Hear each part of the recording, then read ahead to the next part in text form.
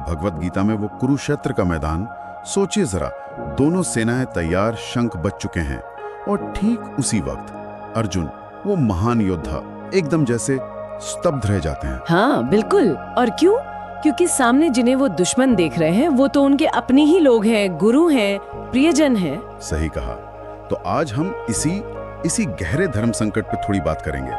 हमारे पास अर्जुन का युद्ध धर्म संकट लेख से कुछ पॉइंट्स हैं, और खास तौर पर गीता का अध्याय 2 श्लोक 6 देखेंगे। हाँ, समझने की कोशिश करते हैं कि अर्जुन की जो उलझन है कि भाई जीतना सही है या हारना, इससे हम क्या सीख सकते हैं। और देखिए, ये सिर्फ कोई पुरानी कहानी नहीं है।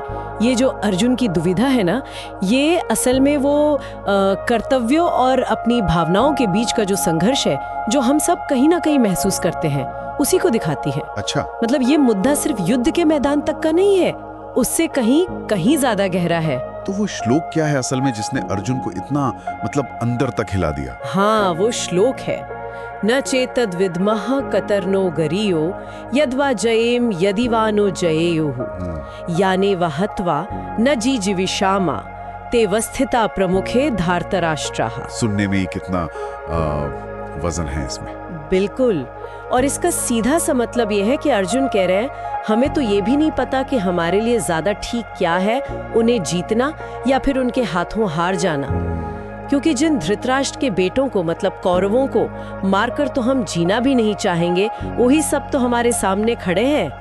मतलब वो पूरी तरह से कंफ्यूज्ड है, भ्रमित है। लेकिन ये सिर्फ एक मोह है, मतलब अपने परिवार वालों के लिए खिंचाव, या इसमें एक योद्धा की तरह भविष्य की चिंता भी है कि आगे क्या होगा?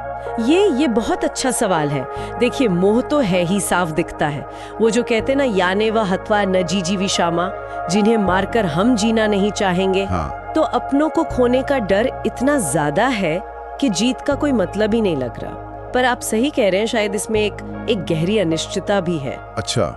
वो जो शुरू में कहते हैं न चैतद विद्मः, हम नहीं जानते, ये दिखाता है कि उन्हें आगे का रास्ता बिल्कुल साफ नहीं दिख रहा। उन्हें लग रहा है कि चाहे जीते या हारे, दोनों ही सूरतों में नुकसान तो उन्हीं का है। हाँ, मतलब हारने का डर उतना नहीं है जितना जीतने के बाद जो खालीपन आएगा उसका डर है।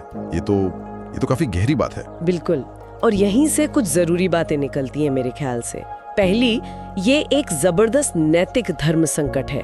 एक तरफ क्षत्रिय धर्म है, युद्ध करो। हाँ। दूसरी तरफ मानवीय करुणा, अपनों पर कैसे वार करें। हाँ। है ना? दूसरी बात, परिवार और रिश्ते अर्जुन के लिए कितने मायने रखते हैं, ये उनकी तकलीफ से साफ पता चलता है। सही। तीसरी, जैसा आपने कहा, ये अपनों को खोने का डर है, कोई भौतिक हार का डर नहीं।